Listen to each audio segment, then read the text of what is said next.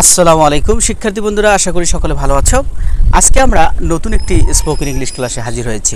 আজকে আমরা দারুণ একটি স্পোকেন ইংলিশ রুল শিখব, যার মাধ্যমে আমরা প্রায় বলে থাকি যে সে ধনী বা গরিব কিছু যায় আসে না, সে পরীক্ষায় ফেল করুক বা না করুক কিছু যায় আসে না। এই ধরনের বাক্যগুলোকে আমরা কিভাবে ইংরেজিতে বলবো? এই বাক্যগুলোকে ইংরেজিতে বলতে গেলে সহজ একটি স্ট্রাকচার আমরা ব্যবহার করব।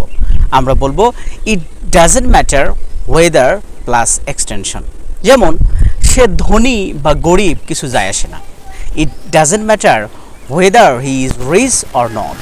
সে খুশি বা দুঃখী কিছু যায় আসে না। It doesn't matter whether he is happy or not.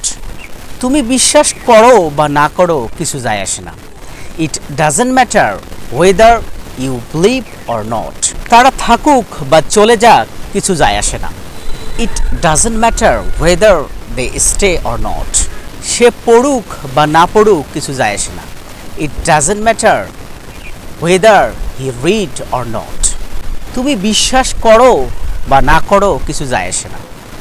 It doesn't matter whether you believe or not. এটা সত্য কিংবা মিথ্যা কিছু যায় আসে না। It doesn't matter whether it is true or false.